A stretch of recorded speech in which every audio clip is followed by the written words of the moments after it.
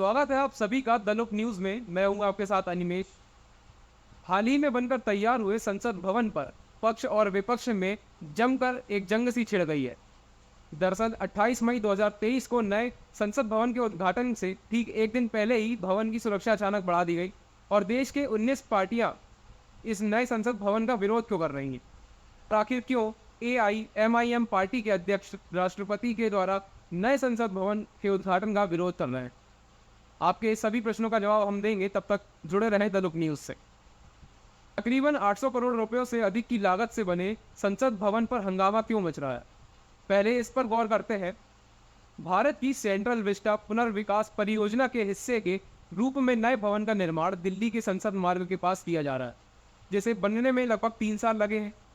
अब नया संसद भवन तो बन गया है, लेकिन 19 पार्टियां इसका विरोध कर रही हैं, तो वहीं 17 पार्टियां इसके समर्थन में भी हैं, जिसमें से कांग्रेस और कुछ पार्टियों का कहना है कि राष्ट्रपति द्रौपदी मुर्मू इस नए भवन का उद्घाटन करेंगी, तो वहीं AIMIM के अध्यक्ष ओवैसी का कहना है कि नई संसद का उद्घाटन लोकसभा स्पीकर करेंगे।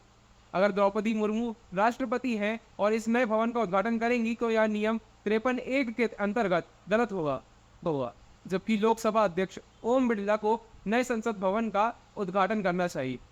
वहीं दूसरी ओर भाजपा के नेताओं का कहना है कि सन 1970 में तत्कालीन प्रधानमंत्री इंदिरा गांधी ने भी मौजूदा संसद भवन में एक उप भवन का निर्माण कराया था, और लगभग सन 1987 के आसपास राजीव गांधी ने भी संसद की एक लाइब्रेरी का उद्घाटन किया था।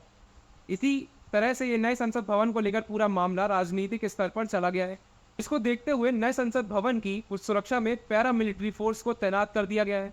स्वाभाविक है कि भवन के उद्घाटन पर विपक्ष विद्रोह जरूर करेगा, लेकिन उससे भी निपटने के लिए भवन के अंदर किसी प्रकार का धरना प्रदर्शन ना हो, जिसको लेकर भी सुरक्षा के कड़े इंतजाम किए गए हैं, क्योंकि भवन के उद्घाटन में तमाम मीडिया चैनल्स होंगे और उनके सामने विपक्ष का हंगामा करना देश की छवि को बिगाड़ने का काम करेगा।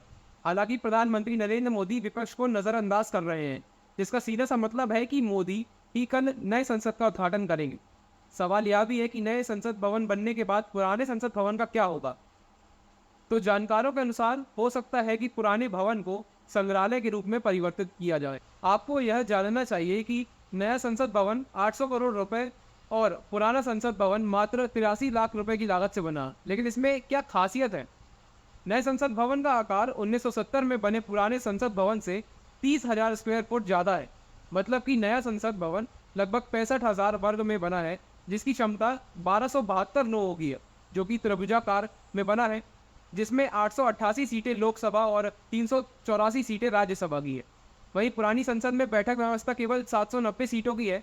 नए संसद भवन को बनाने का ठेका टाटा लिमिटेड को दिया गया था, जिसमें आर्किटेक्चर का काम HCP डिज़ाइन लिमिटेड ने किया, और इस नए भवन को इस तरीके से बनाया गया है कि ये भूकंप के झटकों को भी सहन कर सकता है।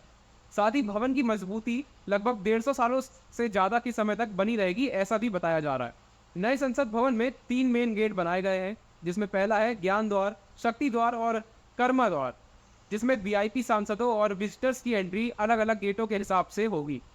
इन सभी विषयों से यह तो स्पष्ट है और समझ आता है कि नया संसद भवन हाईटेक व्यवस्थाओं से लैस होगा। ऐसा अंदेशा भी जताया जा रहा है कि आने वाले समय में जनसंख्या में वृद्धि होगी, जिसके फलस्वरूप लोकसभा और राज्यसभा की सीटों में भी और उनकी व्यवस्थाओं में भी बढ़ोतरी जरूर होगी, और इसीलिए नए संसद भवन को भविष्य के हिसाब से तैयार किया गया है। हालांकि पूरा मामला राजनीतिक नज़रिए से एक तयबद्ध प्रोग्राम की तरह दिखता है, क्योंकि विपक्षों के विरोध करने की वजह से नए संसद भवन के विषय में जिसे जानकारी नहीं भी है, वह भी संसद भवन बनने और न बनने की राय की दौड़ में शामिल हो रहा है, क्योंकि विपक्ष के बिना संसदीय कार्यवाही अधूरी है। और इस नए संसद भवन के निर्माण के बाद विपक्षी नेता भी इस भवन में जाहिर सी बात है बैठकर सत्ता पर टीका टिप्पणियां भी करेंगे। इसलिए इस नए संसद भवन का विरोध करना कहां तक सही है, आप सभी की राय हमारे लिए महत्वपूर्ण है। इसलिए वीडियो को शेयर करने और वीडियो से जाने से पहले हमें कमेंट बॉक्स में अपनी राय ज़रूर दें, और जुड़े रहें द लुक न्यूज़ चैनल से।